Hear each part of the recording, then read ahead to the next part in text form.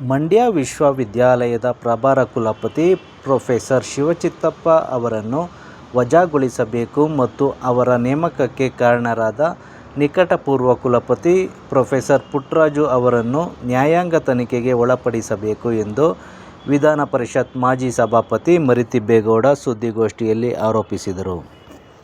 ಮಂಡ್ಯ ವಿವಿಗೆ ಪ್ರಭಾರ ಕುಲಪತಿಗಳ ನೇಮಕ ಸಂಬಂಧ ಲೋಕಭವನ ಹಾಗೂ ಸರ್ಕಾರದ ಗಮನ ಸೆಳೆದ ಫಲವಾಗಿ ಸರ್ಕಾರ 2 ತನಿಖಾ ಆದೇಶ ಮಾಡಿತ್ತು.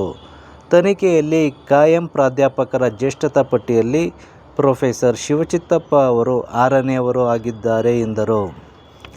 ನಿಕಟಪೂರ್ವ ಪ್ರೊಫೆಸರ್ ಪುಟ್ಟರಾಜು ಸುಳ್ಳು ಮಾಹಿತಿ ನೀಡಿ ನಿಯಮಬಾಹಿರವಾಗಿ ಲೋಕಭವನದ ವಿಶೇಷ ಕಾರ್ಯದರ್ಶಿಗೆ ಪತ್ರ ಬರೆದು ಪ್ರೊಫೆಸರ್ ಶಿವಚಿತ್ತಪ್ಪ ಅವರ ಕಾನೂನುಬಾಹಿರ ನೇಮಕಾತಿಗೆ ಕಾರಣರಾಗಿದ್ದಾರೆ. ಈ ಸಂಬಂಧ ರಾಜ್ಯಪಾಲರಿಗೆ ಹಾಗೂ ಅವರ ವಿಶೇಷ ಕಾರ್ಯದರ್ಶಿಗಳಿಗೆ 6 ಪತ್ರ ಬರೆದರೂ ಇದುವರೆಗೂ ಯಾವುದೇ ಕ್ರಮ ಕೈಗೊಂಡಿಲ್ಲ ಎಂದು ಆರೋಪಿಸಿದರು. ನನಗೆ ಪಟ್ಟಿ ಕೊಡಲಿಲ್ಲ.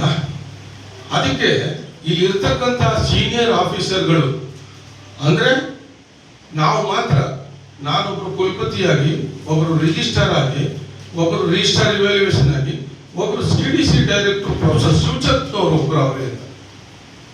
ಇಲ್ಲಿ ಅವ್ರ ಪತ್ರದಲ್ಲಿ ಹೇಳ್ತಾರೆ ಒಬ್ರು ಪರ್ಮನೆಂಟ್ ಫ್ಯಾಕಲ್ಟಿ ಇಲ್ಲ ಅಂತ. ಇದ್ರೂ 11 ಜನ ಪರ್ಮನೆಂಟ್ ಪ್ರಾಧ್ಯಾಪಕರು ಅಷ್ಟೊತ್ತಿಗೆ ಮಂಡ್ಯ ಯೂನಿವರ್ಸಿಟಿಗೆ ಕೊಟ್ಟಿರ್ತದೆ ಸರ್ಕಾರ 2022ರಲ್ಲಿ ಅವರನ್ನು ಇಲ್ಲೇ ಕೆಲಸ ಮಾಡಬೇಕು ಅಂತ.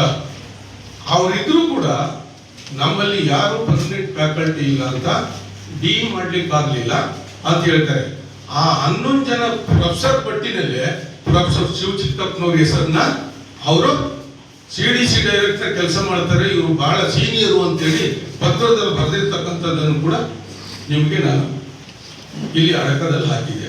ಇದರಲ್ಲಿ 6ನೇಯವರು ಅಂತಕ್ಕಂಥದ್ದನ್ನು ಕೂಡ ರಾಜಭವನ ಗಮನಕ್ಕೆ ಉನ್ನತ ಶಿಕ್ಷಣ ಇಲಾಖೆ ಈಗಾಗಲೇ ತಂದಿದೆ.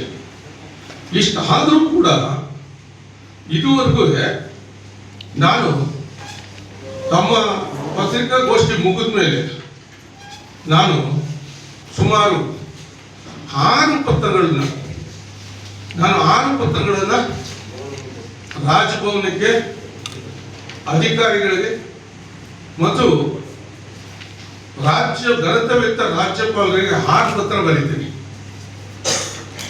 ಕುಲಸಚಿವರು ಕೊಟ್ಟಿರ್ತಕ್ಕಂಥ ಜ್ಯೇಷ್ಠತೆ ಪಟ್ಟಿ ಮತ್ತು ರಾಜ್ಯ ಸರ್ಕಾರದ ಉನ್ನತ ಶಿಕ್ಷಣ ಇಲಾಖೆಯಿಂದ ಅವರಿಗೆ ಹಾಕಿರ್ತಕ್ಕಂಥ ಪತ್ರ, ಈ ಜ್ಯೇಷ್ಠತೆ ಬಗ್ಗೆ ಈ ಎಲ್ಲ ಸಂಗತಿ, ಮತ್ತೆ ಹಿಂದೆ ಇದ್ದಂಥ ಪ್ರೊಫೆಸರ್ ಪುಟ್ಟರಾಜು ಅವರು ಏನು ತಪ್ಪು ಮಾಹಿತಿಯನ್ನು ಕೊಟ್ಟಿದ್ದಾರೆ ಆ ಪತ್ರವನ್ನು ಲಗಸಿ 5 ಪತ್ರ ಬರೀತೀನಿ.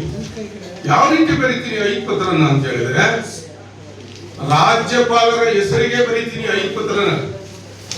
ಘನ ಸರ್ಕಾರ ಇಷ್ಟೆಲ್ಲ ಆದ್ರೂ ಕೂಡ ಪ್ರಾಥಮಿಕ ತನಿಖೆಗೆ 1-2 ಆದೇಶ ಮಾಡಿ ಕಣ್ಣು ಮುಚ್ಚಿ ಕೂಡ್ತಿದೆ.